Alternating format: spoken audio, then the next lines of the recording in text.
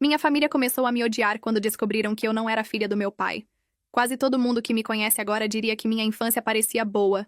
E essa é tipo a piada interna de toda a minha vida. A gente tinha uma casa em um bairro tranquilo, as contas eram pagas em dia, sempre tinha comida na mesa para as fotos e as festas. E meus pais amavam dizer para quem quisesse ouvir que estavam criando crianças fortes e com bons valores. Por fora, parecia uma daquelas fotos de família genéricas que vêm nos porta-retratos quando você compra na loja. Ninguém conseguia ver que eu era a parte da foto que todos dentro daquela casa queriam recortar. Naquela época, eu não sabia que tinha um segredo. Só achava que meu pai era rígido, minha mãe era ansiosa e meus irmãos eram chatos do jeito que irmãos costumam ser. Fazia meu dever de casa, tentava tirar notas boas, não me metia em encrenca o máximo que podia e dizia para mim mesma que, se eu me comportasse perfeitamente, as coisas em casa continuariam pelo menos previsíveis. Eu tinha 10 anos na noite em que essa mentira explodiu na minha cara. Lembro que estava sentada no chão do meu quarto, colorindo em um caderninho que guardava escondido debaixo da cama, quando começaram os gritos lá embaixo. Não eram discussões normais. Nem aquela voz aguda que minha mãe usava quando meu pai esquecia de tirar o lixo. Isso era outra coisa. Um tipo de grito profundo e trêmulo que apertou meu peito antes mesmo de eu entender as palavras. No começo, tentei ignorar, porque essa era a regra. Criança não se metia em assunto de adulto, mas o volume continuava subindo e, de repente, meu nome saiu voando pelas escadas grudado em uma frase que não parecia real. Ouvi meu pai dizer que eu não era dele, que eu era a prova de que minha mãe tinha traído ele, que ele tinha desperdiçado 10 anos criando o erro de outra pessoa. Fiquei tão gelada que minha mão paralisou com a canetinha. Minha mãe gritava de volta que era complicado, que tinha sido uma noite estúpida, que ela achou que o outro homem tinha ido embora, que sentia muito. Não entendi nem a metade. A única coisa que captei foi que minha existência agora era oficialmente um problema que todos desejavam poder apagar. Não sei quanto tempo fiquei ali sentada ouvindo eles se despedaçarem. O tempo ficou esquisito. Em algum momento, meu irmão mais novo começou a chorar porque o barulho assustou ele, e meu irmão mais velho também gritava, perguntando o que estava rolando, e meu pai berrou com os dois para calarem a boca porque tinham enganado ele a vida toda. Meu nome continuava rodando por ali como um palavrão. Quando minha porta finalmente abriu, minha mãe estava lá com os olhos vermelhos e o rosto pálido de um jeito que eu nunca tinha visto. Ela me olhou como se não soubesse quem estava vendo. Meu pai passou por ela, me olhou uma vez e algo simplesmente se apagou no rosto dele. Esse foi o último dia que lembro dele me olhando como se eu fosse realmente filha dele. Se você nunca viu alguém decidir que já cansou de você enquanto você ainda está ali parada na frente dessa pessoa, eu espero de verdade que nunca aconteça com você. Não é barulhento. Não é dramático. É um pequeno clique em algum lugar nos olhos e depois disso, cada interação fica diferente. Na manhã seguinte, meu prato no café da manhã era menor. Meu pai não me perguntou da escola. Quando tentei abraçar minha mãe na cozinha, ela se afastou como se eu fosse um fogão quente. Ela não gritou comigo. Só se afastou. Me disse que estava ocupada, que estava com dor de cabeça, que a gente conversaria depois. Nunca conversamos. As regras mudaram rápido depois disso. Coisas que meus irmãos sempre faziam, tipo deixar os sapatos no corredor ou esquecer de apagar as luzes, de repente eram culpa minha. Se uma tarefa não estava feita, era porque eu não tinha feito ou porque não tinha lembrado eles. Meu pai começou a me chamar de aquela menina, em vez de usar meu nome. Quando vinham amigos da família, me diziam para ficar no meu quarto ou ajudar na cozinha, enquanto meus irmãos sentavam no sofá para jogar. No começo, meus irmãos também estavam confusos. Ainda tentavam me puxar para as brincadeiras deles, mas cada vez que faziam isso, meu pai gritava que eles não tinham que perder tempo comigo. Criança aprende rápido. Não demorou muito para decidirem que eu não valia o esforço.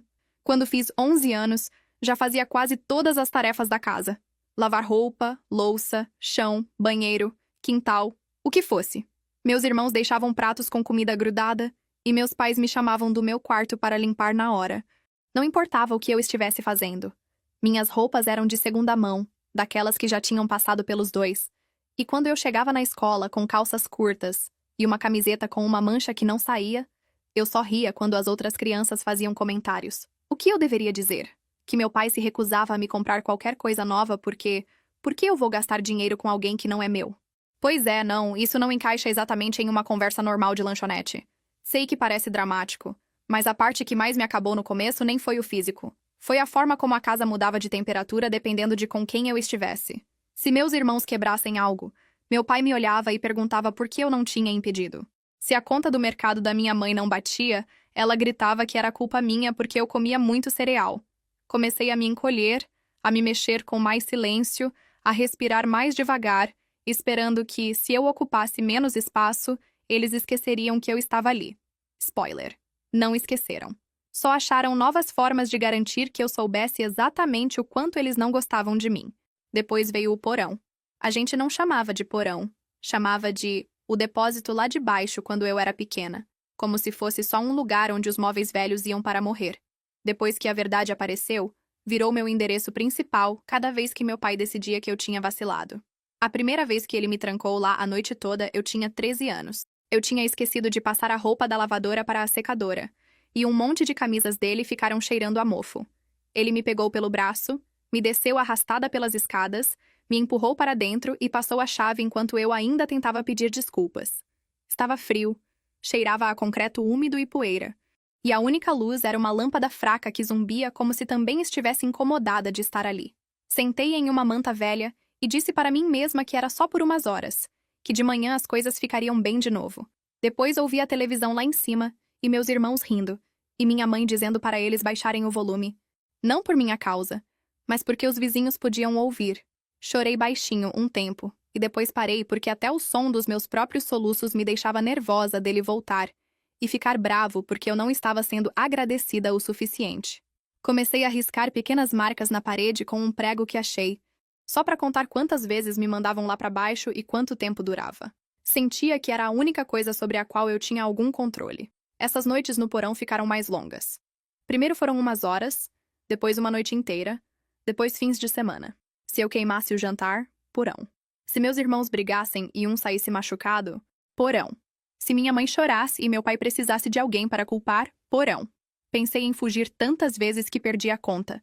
Me imaginava pegando minha mochila, saindo escondida pela porta de trás, andando até minhas pernas não aguentarem mais, encontrando algum estranho legal que me acolhesse. Mas cada vez que eu parava na frente da porta de trás de verdade, com a mão na maçaneta, ouvia a voz do meu pai na minha cabeça falando sobre o que acontece com meninas que fogem, como ninguém quer elas, como acabam em situações piores do que qualquer coisa que pudessem imaginar. Não sabia se ele tinha razão, só sabia que tinha medo demais para conferir. As coisas continuaram piorando em passos pequenos e feios, até uma tarde em que tudo passou de ruim para absolutamente louco.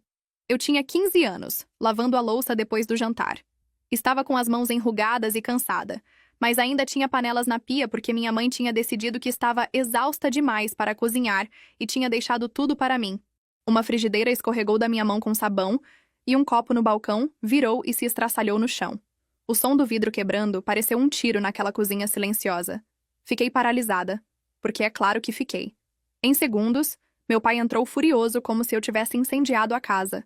Começou a gritar sobre como eu não conseguia fazer nada direito, como até as tarefas mais simples eram demais para mim, como eu era uma mal agradecida e uma inútil.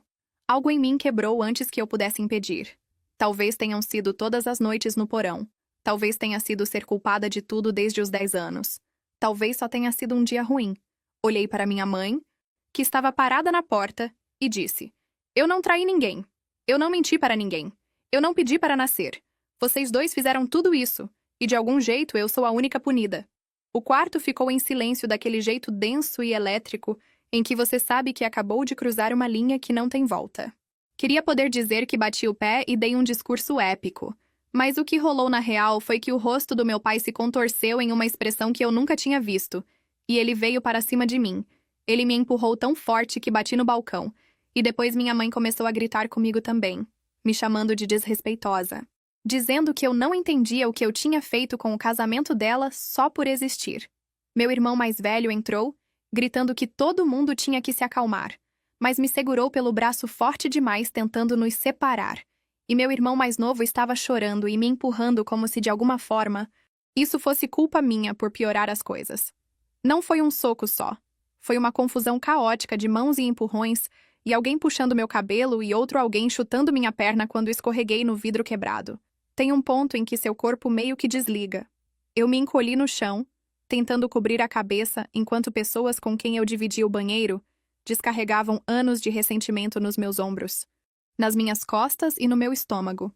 Pensei de verdade, desse jeito estranho e distante, que ia acabar assim, no chão da cozinha que eu tinha acabado de passar pano, cercada de bolhas de sabão e pedaços da minha própria vida. Depois veio uma rajada de ar frio e alguém gritando lá de fora, e por um segundo achei que estava imaginando. Até perceber que a porta da frente estava aberta e o vizinho da frente estava gritando meu nome. Ele tinha ouvido os gritos e veio. Me viu no chão, sangrando de algum lugar que eu nem conseguia identificar, e meu pai parado em cima de mim. O vizinho começou a gritar para chamarem ajuda. Meu pai tentou inventar uma história de que eu estava me comportando mal, mas as pessoas já estavam saindo de casa porque, pelo visto, quando se trata do seu próprio filho, esse tipo de barulho finalmente chama sua atenção. Lembro que tentei levantar com as pernas tremendo, a visão ficando embaçada nos cantos, e depois tudo simplesmente se dobrou. A última coisa que ouvi foi alguém dizendo, é só uma criança, antes de tudo apagar. Acordar em uma cama de hospital depois de algo assim é surreal. Você não abre os olhos e se sente grata por estar viva. Pelo menos eu não. Acordei e meu primeiro pensamento foi que eu ia estar em um problemão por armar um escândalo. Meu rosto doía, minhas costelas doíam, respirar doía. Tinha roxos nos braços que pareciam impressões digitais. Uma enfermeira chegou e falou baixinho comigo. Me chamou de querida. Ajeitou o cobertor. Eu não sabia o que fazer com esse tipo de gentileza. Só fiquei olhando para ela como se estivesse falando outro idioma. Depois entrou um policial e, atrás dele, uma mulher com uma pasta que se apresentou como assistente social. O oficial tirou fotos dos meus ferimentos, documentando tudo com uma energia calma e focada. E a mulher me fez perguntas sobre o que rolava em casa. No começo, tentei diminuir as coisas. Velhos hábitos. Disse que a gente brigava às vezes, que meu pai podia ser rígido, que eu tinha caído. Mas eles já tinham falado com os vizinhos. Já tinham visto a cozinha, os vidros quebrados, o sangue no chão. Sabiam que tinham me trancado no porão antes porque um dos filhos dos vizinhos tinha contado para a mãe dele sobre a menina de baixo, e a mãe tinha comentado com a assistente social quando ela chegou. Peça por peça, a história saiu. Não tudo, nem tudo de uma vez, mas o suficiente. O suficiente para dizerem que eu não ia voltar para lá. O suficiente para me explicarem que meus pais estavam sob custódia. O suficiente para dizerem que haveria audiências e avaliações e que, por enquanto, eu ia entrar no sistema. O sistema, como se fosse um lugar normal para onde você pudesse ir, tipo o mercado ou a escola. Concordei como se entendesse. Por dentro, sentia que alguém tinha cortado todos os fios que me seguravam e só estava esperando ver onde eu ia cair. A primeira casa para onde me levaram era de uma senhora idosa que recebia crianças há anos. O lugar estava um pouco desgastado. Os móveis não combinavam, mas estava limpo e não cheirava a raiva. Ela me mostrou um quarto pequeno com uma cama, uma cômoda e uma janela que abria de verdade. Me passou as regras de forma firme, mas direta. Mantenha seu espaço arrumado, chegue na hora do recolher. Seja respeitosa. Depois me deu um pijama e disse que tinha sobras na geladeira se eu estivesse com fome. Esperei pela armadilha. Esperei algum sinal de que tudo aquilo ia virar outro castigo, mas não virou. Uma noite, depois de umas semanas, acordei no meio da noite com o estômago roncando. O medo de sempre fechou minha garganta automaticamente. Na minha casa, comer fora dos horários aprovados era viagem garantida para o porão. Fiquei ali deitada um tempo, tentando me obrigar a dormir de novo, mas a fome não deixava. Finalmente desci de fininho pelo corredor até a cozinha, me mexendo como uma ladra na minha própria vida. Abri a despensa o mais silenciosamente que pude e peguei uma caixa de cereal, pensando em jogar um punhado na mão e comer seco no escuro. Estava no meio do caminho de colocar o cereal na boca quando percebi que ninguém vinha. Sem passos nas escadas, sem vozes bravas. Só o zumbido da geladeira e o tic-tac do relógio na parede. Acendi a luz, me servi em um prato, coloquei leite da geladeira e sentei na mesa tremendo enquanto comia. Chorei por causa daquele cereal estúpido porque era a primeira vez em anos que eu comia sem sentir que precisava de permissão para existir. Esse é o tipo de coisa que o trauma faz com você. Pega algo básico como comida e transforma em uma negociação. A mulher que cuidava da casa não era exatamente carinhosa. Não era muito de abraços, nem conversas profundas. Mas ela não me batia, não trancava as portas com chave e não me chamava por apelidos feios. Isso foi o suficiente para começar a reprogramar um pouquinho meu cérebro. Ia para a escola, voltava, fazia as tarefas como todas as outras crianças da casa. E ninguém me tratava como se eu estivesse envenenada. Comecei a achar que talvez, só talvez, eu pudesse ter uma vida que não girasse em torno de tentar não ser machucada. Depois a saúde dela começou a falhar. Percebi porque ela cansava muito subindo as escadas e porque os potes de remédio no balcão multiplicaram. A assistente social começou a visitar a gente com mais frequência, perguntando se estava tudo bem. Uma tarde, a senhora me sentou e explicou que tinha que parar de receber crianças. Mal conseguia cuidar de si mesma, muito menos de uma casa cheia de adolescentes com mais problemas que armários. Me disse que não era minha culpa, que estava orgulhosa do quanto eu estava me esforçando, que achava que eu ia ficar bem. Concordei e agradeci, mas por dentro senti o chão abrir de novo. O lugar seguinte foi com um casal que tinha acabado de entrar no programa. Eram mais novos, não tinham filhos e, no começo, achei que talvez isso fosse uma situação de família de verdade. Tinham uma casa bonita, móveis novos, tudo arrumadinho como se tivessem tirado de um catálogo. Me explicaram as regras da casa, me deram uma lista de tarefas e disseram que eu tinha meu próprio quarto. Também mantinham esse muro invisível em volta deles. Eram educados, mas distantes. Me perguntavam das notas mas não de como eu estava de verdade. Faziam o jantar e me serviam, mas a gente não conversava muito na mesa. Com poucos meses, cheguei cedo da escola porque uma reunião de professores acabou antes da hora. Enquanto passava pela cozinha, ouvi os dois conversando. Não sabiam que eu estava ali. A mulher dizia que estava exausta de lidar com todo o drama e que não tinha percebido que os adolescentes do sistema vinham com tanta manutenção emocional. O homem disse que pelo menos o cheque mensal ajudava com a hipoteca e que talvez na próxima vez devessem pedir crianças menores, daquelas que fossem agradecidas e não tão complicadas. Fiquei no corredor, ouvindo dois adultos falarem de mim como se eu fosse um projeto que tinha saído do orçamento. Vou ser sincera, essa conversa me pegou. Não me surpreendeu exatamente, mas confirmou essa crença feia que eu já tinha, de que eu era fundamentalmente demais. Trabalho demais, dano demais, história demais. Naquela noite, fui a uma reunião em um centro comunitário onde um conselheiro entregou folhetos sobre serviços de apoio para traumas para jovens adultos. Peguei um, dobrei em um quadradinho pequeno e escondi dentro do meu caderno. Fiz a promessa de que, se algum dia eu saísse do sistema e tivesse nem que fosse um pouquinho de controle sobre minha vida, buscaria meu próprio terapeuta e consertaria meu cérebro com a ajuda de alguém ou não. Não demorou muito para o casal ligar para a assistente social e dizer que queriam que eu fosse mudada.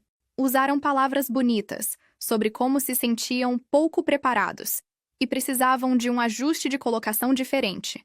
Mas a mensagem era clara. Tinham se inscrito para algo que parecia bem no papel e decidiram que a parte humana era confusão demais. A terceira casa foi a que quase me quebrou. Por fora, parecia ideal. Um casal casado com boa reputação, uma casa limpa, outras crianças que pareciam caladas, mas funcionais. A assistente social falava super bem deles. Dizia que eram muito organizados, com muita experiência. Organizados acabou significando controladores. Com experiência, acabou significando que sabiam exatamente como manipular o sistema. Desde o primeiro dia, tudo era sobre regras. Como você dobrava a roupa, quanto tempo podia durar o banho, que horas podia usar o banheiro de manhã, quantas fatias de pão podia comer no jantar. Me levaram ao banheiro e rasparam minha cabeça, por causa de um surto de piolho na sua última casa. Embora ninguém tivesse mencionado surto nenhum. Era por controle. Era para garantir que todos soubéssemos que não éramos donos de nada, nem do nosso cabelo. A comida virou moeda de troca. Trancavam a despensa com chave e a mulher carregava a chave em uma corrente no pescoço. Se eles não gostassem de você, sua porção ficava menor. Se questionasse algo, perdia privilégios. Quando vinham os funcionários do caso para as inspeções, o casal montava esse show de gente boa, sorrindo, falando de como eram como uma grande família, e a frase favorita deles era que acreditavam no amor firme. Nos avisaram que se a gente dissesse algo negativo, diriam a todos que éramos violentos, mal agradecidos, instáveis e que nos mandariam para um lugar muito pior. Falavam de aqueles lares desse jeito vago e assustador que fazia ficar ali parecer a única opção. Então menti. Quando a assistente social perguntava como as coisas estavam, eu sorria e dizia que estava tudo bem. Mostrava minhas notas boas. Falava de como eu estava focada na escola. Não mencionei que ia dormir com fome na maioria das noites, nem que o casal usava a humilhação como esporte. Esse era o trato. Eu fingia que estava tudo bem. E, em troca, ficava com meu lugar na mesinha do canto. a cama, que tecnicamente era minha, e um horário que eu podia prever. Nesses últimos anos antes de sair do sistema, me agarrei forte na ideia do tempo. Sabia que assim que fizesse 18 anos, eles não poderiam me segurar ali. Peguei trabalhos de meio período onde dava em uma vendinha, de garçonete em uma lanchonete, até limpando escritórios nos fins de semana. Cada pequeno cheque ia para uma conta de poupança que abri com a ajuda de uma orientadora escolar que tinha decidido discretamente virar o adulto que eu não tinha em casa. Não tinha grandes sonhos. Não me imaginava na faculdade ou com uma vida glamourosa. Minha visão era simples: um quarto com uma porta da qual só eu tivesse a chave. Quando fiz 18 anos, empacotei tudo o que tinha em 2 sacos de lixo e uma mala. Algumas das outras crianças me abraçaram e disseram para a gente manter contato. O casal que cuidava da casa me deu um aperto de mão frio e um cartão genérico sobre novos começos. Saí daquela casa e não olhei para trás. Peguei um ônibus e viajei por vários estados, vendo os lugares que eu conhecia ficarem pequenos no retrovisor. Escolhi uma cidade de tamanho médio onde não conhecia ninguém, mais que nada porque o aluguel era minimamente acessível e tinha uma linha de ônibus que ia para o parque industrial onde eu tinha ouvido que sempre tinha empregos de nível básico. Meu nome é Renée, aliás. Provavelmente deveria ter mencionado isso antes, mas, honestamente, aprender a dizer meu próprio nome sem estremecer levou um tempo. Quando cheguei na cidade nova, entrei na primeira agência de empregos que achei e disse que aceitaria o que tivessem. Em uma semana, estava trabalhando como assistente de escritório em uma empresa de logística, arquivando papéis, atendendo telefones, fazendo café, sentada em reuniões que eu mal entendia. Não era glamouroso, mas era estável. Me pagavam a cada 2 semanas e ninguém levantava a mão para mim quando eu cometia um erro. Isso parecia um milagre. Aluguei um quarto pequeno em uma casa meio feia com a pintura descascando e um senhorio que falava com frases curtas, mas sempre consertava as coisas quando quebravam. Na primeira noite que dormi lá, empurrei minha cômoda para a frente da porta por costume. Depois de um tempo, parei de fazer isso. Comecei a ir à terapia em uma clínica de baixo custo, usando aquele folheto amassado como ponto de partida. A terapeuta fazia perguntas que me davam vontade de sair da minha própria pele. Mas ela também acreditava em mim, e isso era novo. Não tentou me convencer de que meus pais tinham boas intenções. Ela chamou o que aconteceu de abuso sem hesitar. Os anos foram se misturando desse jeito lento e constante. Fui promovida no trabalho. Mudei do quarto pequeno para uma kitnet onde o banheiro ficava realmente dentro da unidade. Em vez de no fim do corredor, comprei móveis que não eram da rua. Me inscrevi em aulas noturnas em uma faculdade comunitária para aprender contabilidade básica, pensando que talvez pudesse subir para um cargo melhor algum dia. Ia para a academia algumas vezes por semana porque minha terapeuta dizia que mexer o corpo me ajudaria a desenredar um pouco do pânico que ainda morava debaixo da minha pele. Quando fiz 30 anos, minha vida parecia normal por fora. Honestamente, parecia quase normal por dentro também, nos dias bons. Tinha um círculo pequeno de amigos do trabalho, gente que me convidava para jantares de aniversário, para beber depois do trabalho e noites de jogos. Tinha uma rotina: trabalho, academia, aula noturna, pizza no sofá, dormir. Repetir. De vez em quando saía em encontros. Nada sério.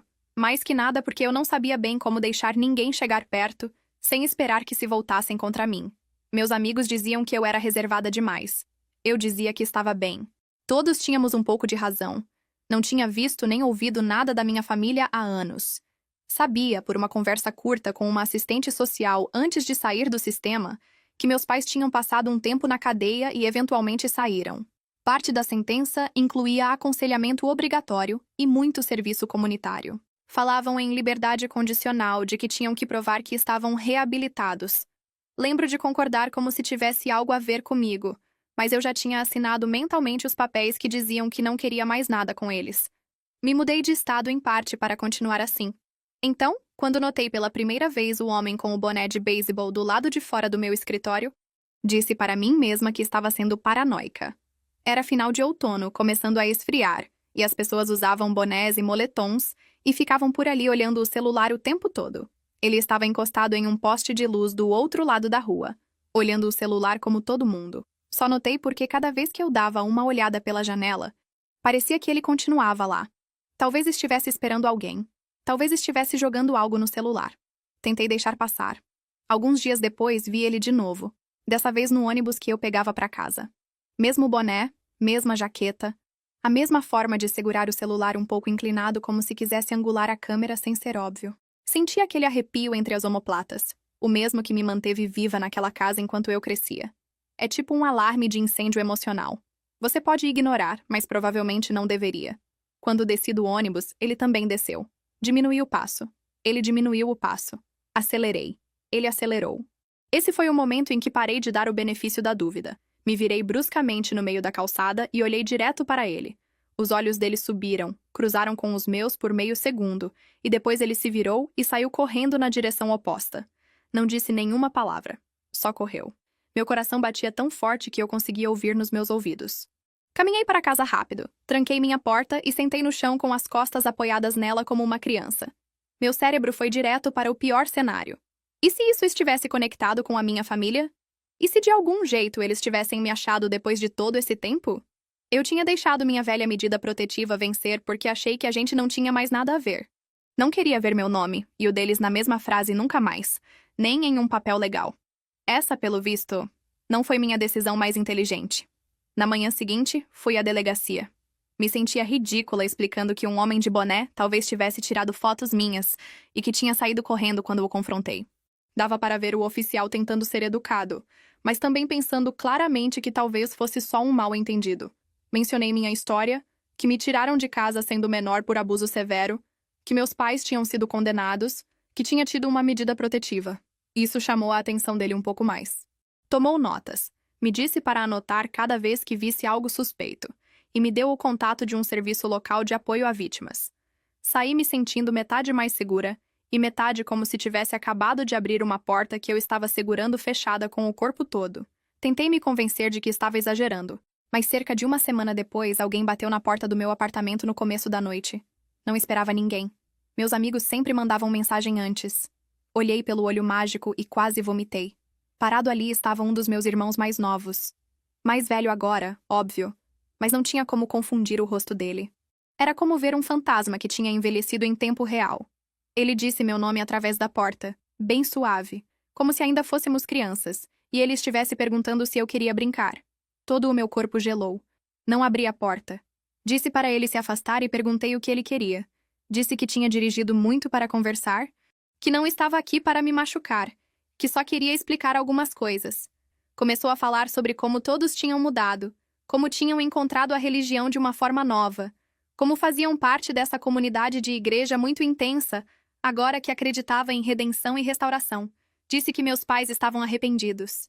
Usou mesmo essa palavra, arrependidos, como se tivesse decorado de um folheto. Disse que precisavam fazer as pazes, não só por eles mesmos, mas porque as pessoas da igreja sabiam da situação, e isso estava afetando como as pessoas viam eles. Pelo visto, falavam em cargos de liderança e depoimentos e todas essas bobeiras de gestão de imagem. E ter uma filha que não perdoa por aí não encaixava na narrativa. Queria estar inventando isso. Também mencionou, como quem não quer nada, que tinham uns papéis que queriam que eu assinasse. Algo sobre um acordo familiar, sobre não haver ressentimentos, sobre todos seguirmos em frente. Ah, e queriam uma foto. Uma foto da gente se abraçando, claro, para colocar no mural da igreja ou no boletim ou o que fosse, para poder mostrar para todo mundo que o perdão tinha feito seu truque de mágica. Continuava dizendo que significaria muito para eles, que ajudaria eles a avançar, que ajudaria na reputação deles. Não disse uma palavra sobre como nada disso me ajudaria. Enquanto ele estava ali me dando esse discurso através da minha própria porta, notei o jeito que ele segurava o celular, igual ao cara do boné. Um pouco inclinado, não exatamente para o rosto dele, apontando para a área do olho mágico. Aquele alarme de sobrevivência no meu peito começou a gritar. Percebi que ele provavelmente estava gravando, fosse para pegar minha reação ou usar minha voz para algo depois. Não sei. Só sabia que não ia mais ser um acessório na história deles. Então fiz algo que teria me mandado direto para o porão quando eu era criança. Disse não para ele. Não um talvez. Não um vou pensar. Só não. Disse que eu também estava gravando e, de fato, peguei meu celular e comecei um vídeo. Minhas mãos estavam tremendo, mas minha voz saiu firme, o que honestamente impressionou até a mim. Disse para a câmera que lembrava de cada vez que tinham me trancado lá embaixo, cada vez que tinham me batido, cada vez que minha mãe tinha olhado para o outro lado. Listei coisas que ele também tinha feito, as vezes que tinha me empurrado, rido quando meu pai me castigava, me xingado. Conseguia ouvir a respiração dele mais pesada do outro lado da porta. Tentou me interromper, dizendo que eu estava exagerando, que estava fazendo parecer pior do que foi, que estava fazendo eles parecerem monstros. Disse que, se ele não fosse embora, mandaria o vídeo direto para a polícia, junto com o discursinho dele sobre reputação, igreja e papéis. Houve uma pausa longa. Depois me chamou de mal agradecida. Porque é claro que chamou, e disse que eu estava escolhendo a amargura em vez da cura. Disse que ele estava escolhendo a aparência em vez da responsabilidade. Depois ouvi os passos dele se afastando pelo corredor. Não dormi naquela noite. Deixei a luz acesa e sentei no sofá com uma xícara de chá que esfriou nas minhas mãos. Cada estalo do prédio me fazia pular. Pela manhã, sabia que não podia ficar ali. Era o meu apartamento, meu contrato, minha vida, mas se tinham achado esse endereço, podiam voltar a qualquer momento. E acreditei nele quando disse que estavam muito interessados em como pareciam para os outros. Gente assim não solta fácil. Liguei para o meu senhorio e disse o máximo que pude da verdade sem desabar. Disse que minha família tinha me achado depois de anos, que havia um histórico de violência, que tinha um vídeo do meu irmão na minha porta tentando me pressionar a assinar algo, que me apavorava que voltassem a aparecer. Ele me surpreendeu. Não disse que eu estava exagerando ou que não era problema dele. Em vez disso, perguntou se eu tinha documentação. Mandei cópias dos registros originais da justiça que eu ainda tinha.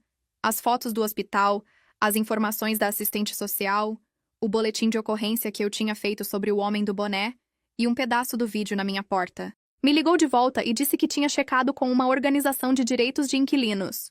No nosso estado, havia proteções para vítimas de violência doméstica que permitiam quebrar um contrato sem multa, se ficar não fosse seguro. Disse que assinaria os papéis que eu precisasse. Até se ofereceu para escrever uma carta para o próximo senhorio explicando que eu tive que me mudar rápido por razões de segurança. Não por ser irresponsável. Chorei depois dessa ligação, não de tristeza, mas porque alguém em uma posição de poder tinha escolhido ajudar, em vez de machucar. Foi uma experiência nova. Se mudar assim, basicamente do dia para a noite, é caro. Não tinha o suficiente na minha poupança para cobrir um depósito novo, o primeiro mês de aluguel e todas as pequenas taxas que surgem do nada. Quando contei para duas das minhas colegas de trabalho mais próximas o que estava rolando, elas não hesitaram. Chegaram com caixas e fita, me ajudaram a empacotar, e quando perceberam que faltava grana, discretamente cobriram parte do depósito como um empréstimo sem data de entrega. Uma delas inclusive disse: "Você não precisa me pagar até que não pareça mais dinheiro de sobrevivência." As pessoas subestimam o quanto uma frase assim cura. No meio de toda essa confusão, voltei à polícia e pedi uma nova medida protetiva. Esta nomeava cada um dos membros da minha família de origem, não só meus pais. Entreguei o vídeo do meu irmão na minha porta, minha declaração sobre o homem do boné e tudo do caso antigo. Os oficiais levaram a sério dessa vez. Talvez tenha sido a documentação, talvez o jeito que minhas mãos tremiam mesmo com a voz firme. Seja como for, se mexeram mais rápido do que eu esperava. Em um par de semanas, tinha uma medida nova nas mãos que dizia, em linguagem jurídica, que essas pessoas não tinham permissão de chegar perto de mim, da minha casa, do meu local de trabalho, nem dos meus amigos. Achei um apartamento novo do outro lado da cidade, em um prédio com melhor segurança e vizinhos que realmente prestavam atenção em quem entrava e saía. Não dei meu endereço para ninguém, a menos que confiasse a vida. Atualizei minha informação no trabalho, mas pedi que não mudassem meus registros públicos. Peguei uma caixa postal para qualquer coisa que precisasse de um endereço de correspondência que não fosse minha casa real. Parecia paranoico e exaustivo, mas também como colocar chaves em portas que deveriam ter tido há anos. Por um tempo, as coisas ficaram calmas. Voltei para as minhas rotinas, embora tudo parecesse um pouco torto. Olhava mais por cima do ombro. Escaneava as multidões procurando rostos conhecidos. Carregava spray de pimenta no bolso e o celular na mão. Minha terapeuta e eu passávamos sessões inteiras só falando de planos de segurança e exercícios para me acalmar para quando o pânico batesse do nada. Disse para meus amigos que tinham permissão de achar que eu estava exagerando, contanto que me ajudassem a ficar de olho de qualquer jeito. Depois, uma tarde, estava no trabalho, sentada na minha mesa respondendo e-mails, quando uma das minhas colegas chegou parecendo tensa. Disse que tinha 2 homens parados do outro lado da rua olhando para o prédio e que achou que eu ia querer saber. Meu estômago afundou. Fui até a janela e espiei por trás das persianas. Lá estavam eles, meus irmãos. O mais velho, que tecnicamente tinha salvado as crianças menores pegando a guarda temporária há todos esses anos, e o que tinha estado na minha porta. Não saí. Não confrontei. Fiquei onde estava e disse ao meu supervisor, que fez exatamente o que eu precisava. Chamou a polícia. Enquanto esperávamos, meus colegas se revezavam para ver pela janela, descrevendo o que os irmãos estavam fazendo. Estavam andando de um lado para o outro, olhando a entrada, checando os celulares. Quando as viaturas chegaram, os irmãos tentaram sair andando como se estivessem só passeando. Não funcionou. Os oficiais pararam eles. Checaram as identidades e depois checaram o sistema. A medida protetiva saltou como um letreiro de neon. Os irmãos tentaram dizer que só estavam pela área, que era coincidência, que não sabiam que eu trabalhava ali. Os oficiais não engoliram. Acharam, no celular do irmão mais velho, um monte de fotos minhas tiradas nas últimas semanas. Na frente do meu apartamento antigo, caminhando do ponto de ônibus, saindo da academia, parada do lado de fora do prédio de escritórios. De algum jeito, ver aquelas fotos foi quase pior que a surra na cozinha. Significava que tinham me observado viver uma vida que eu tinha construído do zero, tratando como um show que podiam ligar quando quisessem. Os oficiais prenderam eles por violar a medida e por perseguição. Meus colegas ficaram comigo enquanto eu dava meu depoimento de novo, dessa vez em uma sala de reuniões que normalmente era usada para reuniões de orçamento. Parecia surreal. Falar do porão, dos vidros e do hospital no mesmo quarto onde uma vez tínhamos discutido o orçamento dos lanches da oficina. Mas a vida real é assim, né? As piores coisas não acontecem em cenários dramáticos. Acontecem entre planilhas e pausas para o café. Depois disso, meus amigos se recusaram a deixar que eu caminhasse sozinha até o carro. Um deles, junto com a namorada, transformou isso em uma rotina. Todas as tardes, saíamos juntos, caminhávamos até o estacionamento e esperavam até eu estar trancada no carro e dar a partida antes de irem embora. Se eu tivesse que trabalhar até tarde, eles também ficavam até tarde. Começamos a chamar de o serviço de escolta, de piada pesada. Mas debaixo do humor tinha essa camada sólida de cuidado que eu não sabia bem como aceitar sem chorar. Daria para pensar que isso teria sido o suficiente para espantar minha família. Prisões, acusações, uma mensagem clara de que a lei não estava do lado deles dessa vez. Pois não. Umas semanas depois, em uma noite que tinha sido longa, mas fora isso normal, meus amigos me seguiram até em casa como de costume. Estacionaram na rua na frente do meu prédio enquanto eu entrava. Fechei a porta, deixei a bolsa perto do sofá e estava prestes a mandar uma mensagem rápida de obrigado quando começaram os socos na porta. Não era um toque educado. Eram socos fortes, insistentes, daqueles que fazem seu coração pular antes do cérebro reagir. Olhei pelo olho mágico e quase parei de respirar. Não eram só meus irmãos dessa vez. Estava o time completo. Meu pai, minha mãe, meus 2 irmãos, todos alinhados no corredor do meu prédio como um retrato familiar retorcido. Minha mãe já estava chorando. Meu pai estava com aquela mandíbula dura e apertada que sempre ficava antes de punir alguém. E os irmãos pareciam bravos, não arrependidos.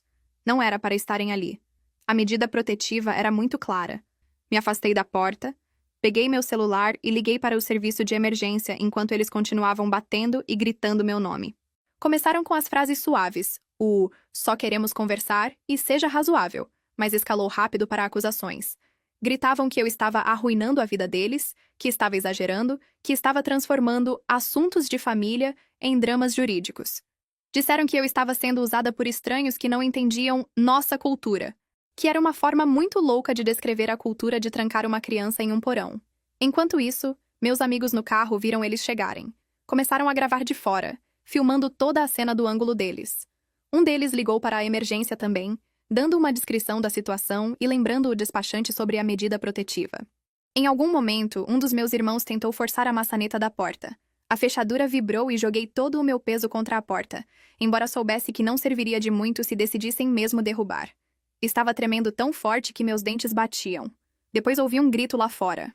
Um dos meus amigos tinha descido do carro, ainda filmando, e disse para eles que a polícia já estava chegando. Meu irmão mais velho foi para cima dele, tentou tomar o celular e o empurrou tão forte que ele tropeçou e bateu no asfalto. Consegui ouvir o impacto até através da porta. Meu amigo jurou depois que estava bem e de fato estava bem fisicamente. Mas aquele momento ficou gravado no meu cérebro. Ver alguém machucar a pessoa que está tentando te proteger faz isso com você. Houve um som de vidro quebrando em algum lugar no corredor. E honestamente não sei se jogaram algo ou se quebraram uma lâmpada por acidente. Tudo parecia uma cena de pesadelo. exceto que era minha porta da frente e minha vida real, e não tinha como acordar. A atendente ficou na linha comigo, pedindo para eu continuar falando, continuar descrevendo o que conseguia ver e ouvir, para eu me afastar da porta. Fiquei com as costas coladas nela do mesmo jeito. Velhos hábitos custam a morrer. As sirenes finalmente cortaram os gritos. Luzes vermelhas e azuis brilhavam nas paredes da minha sala como uma festa distorcida. Os gritos lá fora viraram uma mistura de protesto e negação conforme os oficiais chegavam, separavam todo mundo e começavam a fazer perguntas. Um oficial bateu na minha porta. Se identificou e disse que era seguro abrir. Abri, bem devagar, e ele me perguntou se eu estava machucada. Disse que não, mas minha voz falhou na hora. Prenderam eles ali mesmo. Violar uma medida protetiva é uma coisa. Aparecer em grupo para esmurrar a porta de alguém, tentar entrar à força e agredir uma das testemunhas é outra coisa totalmente diferente. Meus pais tentaram usar o ângulo de "somos pais preocupados". Meus irmãos insistiram que estavam ali em missão de paz até o vídeo dos celulares dos meus amigos fazer aquela mentira desabar em uns 5 segundos. Os oficiais não estavam interessados na reputação deles na igreja nem na versão de cura deles. Estavam interessados na lei. O que se seguiu foram meses de audiências e reuniões e mais papelada do que eu sabia o que fazer. Me conectei com uma advogada através de um grupo de defesa de vítimas, e ela era uma força da natureza. Me ajudou a navegar nos processos criminais contra minha família pelas violações, pela agressão ao meu amigo e pela tentativa de invasão. Também sugeriu que considerássemos um processo civil por danos, não só para mim, mas para os amigos que tinham sido arrastados para essa confusão. Não quero que pareça que o tribunal resolveu tudo. Não resolveu. Sentar em uma sala de justiça, ver as pessoas que te criaram sentadas do outro lado da sala, ouvir os advogados listarem todos os piores momentos da sua infância como se fossem tópicos em uma lista, é brutal. Tive que testemunhar. Tive que responder perguntas do advogado deles que me fizeram sentir como se tivesse 16 anos de novo. Que me disseram que eu era dramática demais, sensível demais, que estava inventando coisas. A diferença dessa vez foi que tinha fotos, relatórios, registros e vídeos me apoiando. A diferença foi que tinha gente sentada atrás de mim naquela sala que estava ali porque me escolheu, não porque era obrigada. No fim, os resultados foram não perfeitos, mas reais. Meus pais ainda estavam em algum tipo de liberdade supervisionada da condenação anterior. Então, violar a medida protetiva e estar envolvidos nessa confusão ativou uma revisão. A liberdade deles foi revogada. Foram mandados de volta para a prisão por um tempo considerável. Meu irmão mais velho, o das fotos e do comportamento de perseguidor, foi condenado por várias acusações e recebeu uma sentença que incluiu tempo real de cadeia, mais um longo período de liberdade condicional depois com condições muito rígidas. O irmão mais novo recebeu uma sentença mais leve, mas terminou com antecedentes criminais e, o mais importante para mim, uma medida permanente de se manter longe. O processo civil levou mais tempo, porque óbvio. Eventualmente, o juiz ordenou que pagassem danos a mim e aos meus amigos por danos morais e pelos custos financeiros da mudança, terapia e tempo perdido de trabalho. Não foi um valor de filme que me deixou rica, mas foi o suficiente para importar.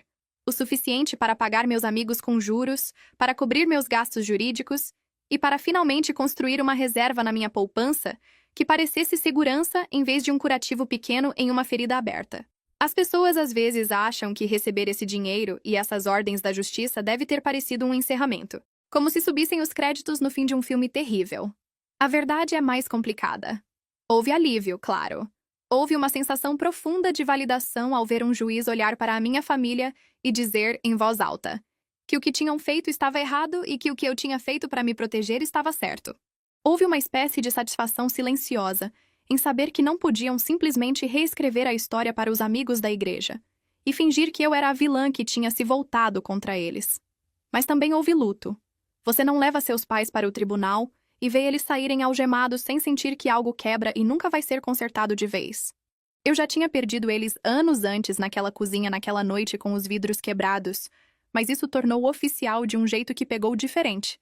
Foi como assinar uma versão final e jurídica do adeus que eu tinha sussurrado para o meu travesseiro quando era adolescente.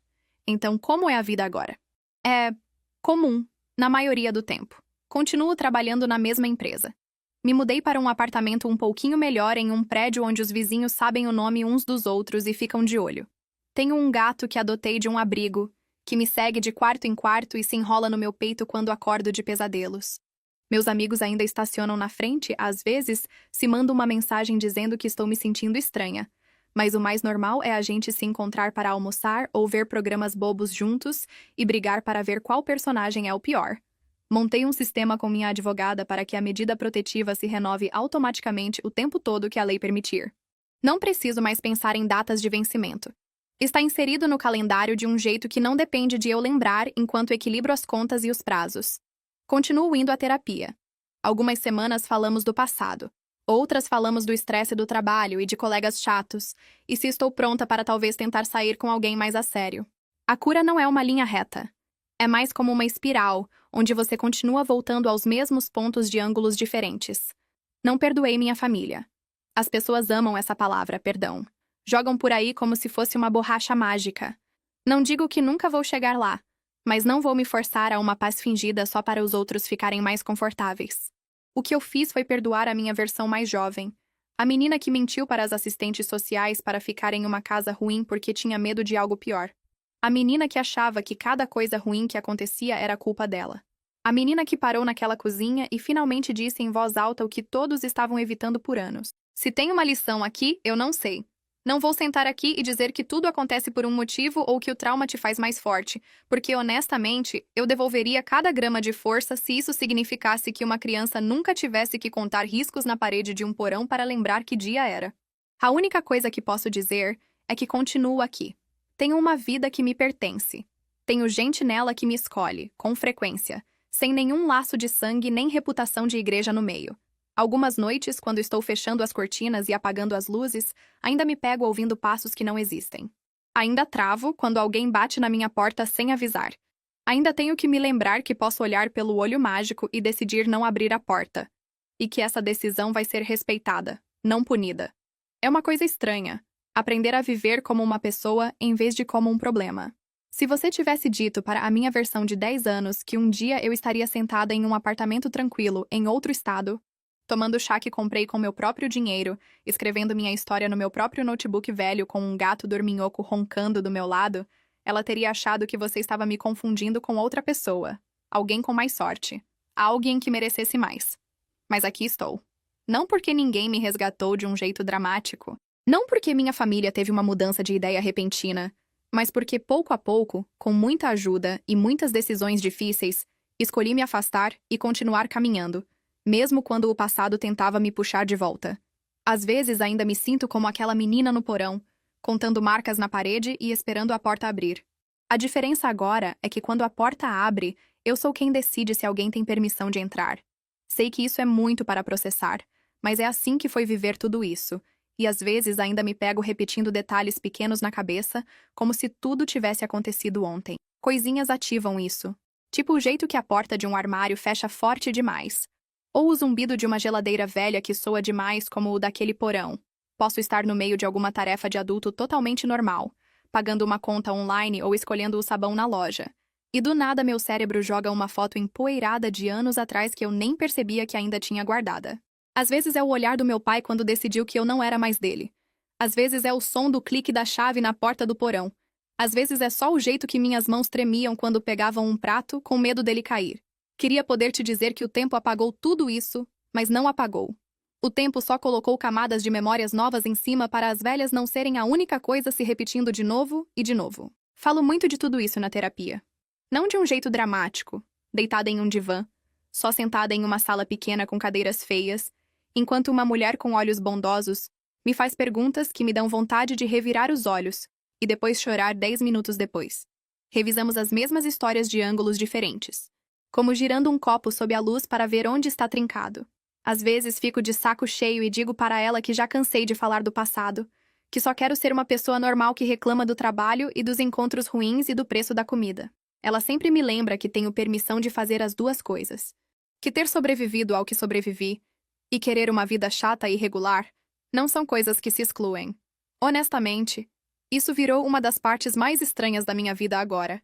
Equilibrar a versão de mim que acorda suando de um pesadelo sobre o porão e a versão de mim que briga com um colega sobre de quem é a vez de repor os lanches na pausa. Tem dias que parecem quase tranquilos.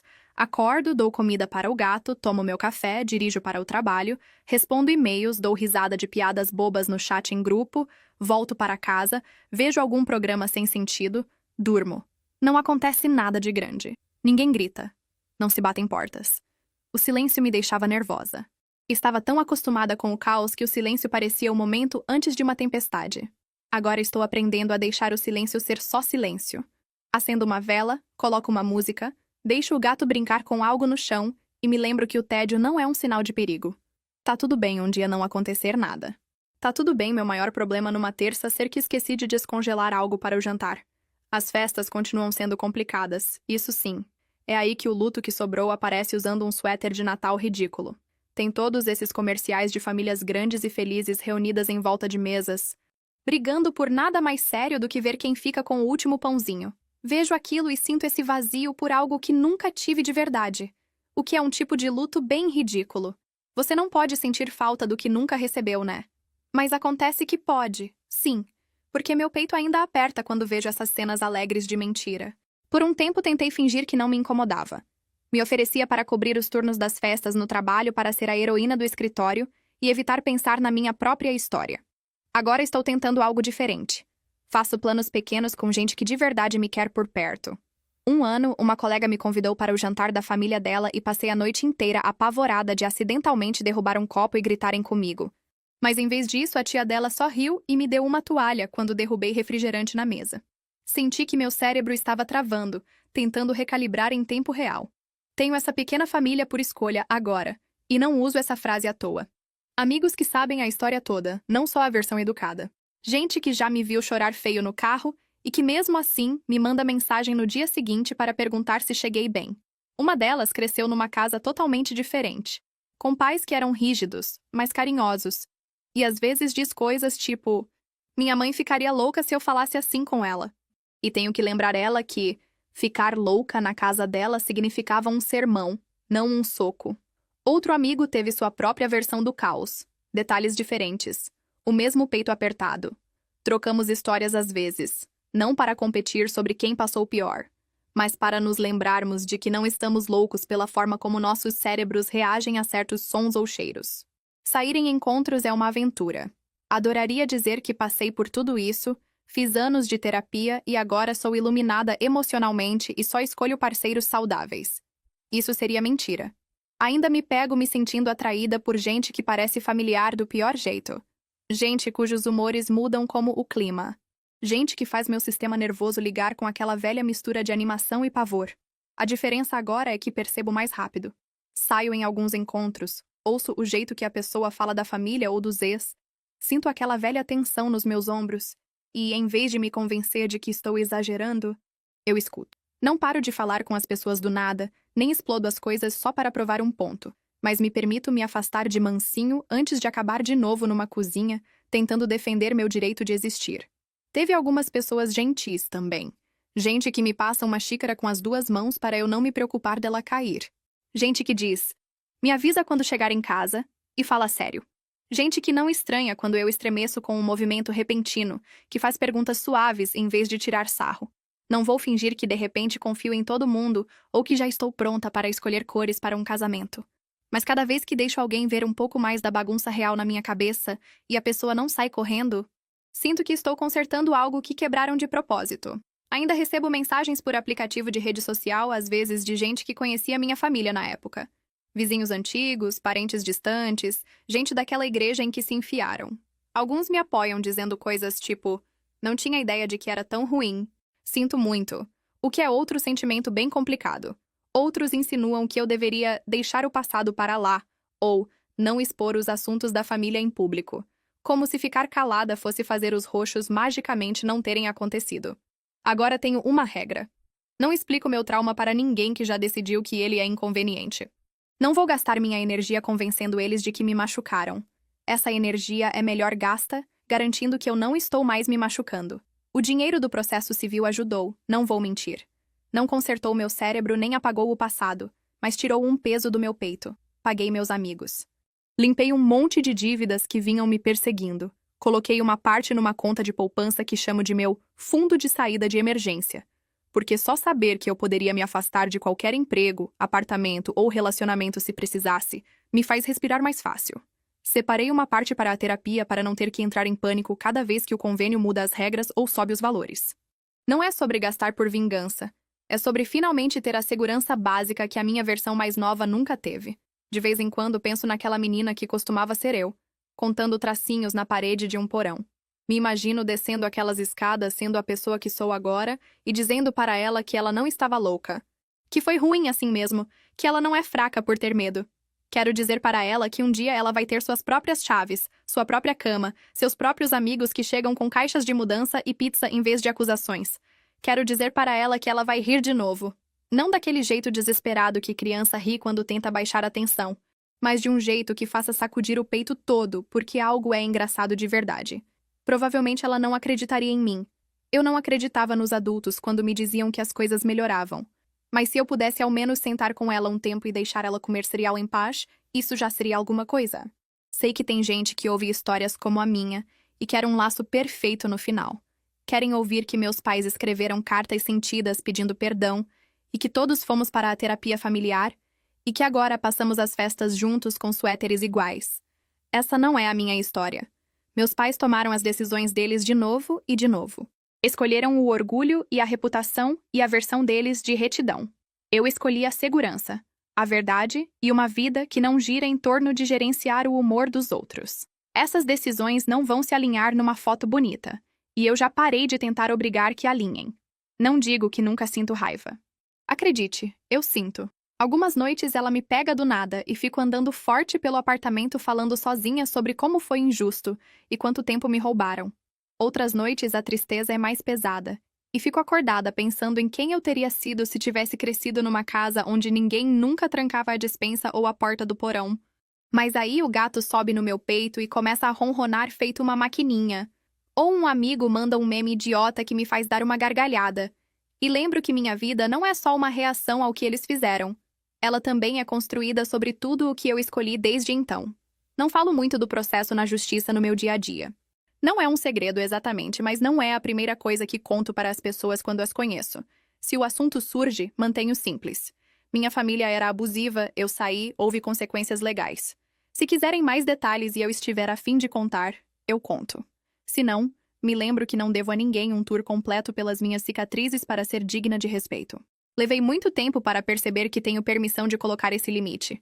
Cresci numa casa onde meu corpo, meu tempo, minhas emoções e até minha comida não eram realmente meus. Agora estou tratando minha história como algo valioso, não como um show de graça. Às vezes, nos dias muito bons, esqueço por algumas horas que já vivi de outro jeito. Estou rindo num estacionamento com meus amigos, ou dançando na minha cozinha enquanto cozinho, ou arrumando meu armário ouvindo qualquer podcast, e percebo que estou me sentindo normal, não alerta, não prevenida, não escaneando cada som por perigo. Só presente. Esses buraquinhos de paz genuína são tipo a prova de que o trabalho que estou fazendo não é só por cima. Nunca vou ser a pessoa que diz, eu não mudaria nada, porque tem um monte de coisa que eu mudaria num segundo se pudesse. Mas também não vou fingir que a única coisa que meu passado me deixou foi dano. Ele me deu uma espécie de radar para a crueldade. Me fez prestar atenção nas crianças que ficam quietinhas quando os adultos entram numa sala. É a razão pela que eu dou para abrigos. E sou voluntária de vez em quando numa linha de ajuda, ouvindo pessoas cujas histórias soam familiares demais. Não posso voltar e tirar a minha versão mais nova daquele porão, mas posso ser mais uma voz dizendo para outra pessoa que ela não está louca, que não é mal agradecida, que não está inventando nada. Mas esses detalhes não são mais meus donos. São só parte da história, não a história inteira.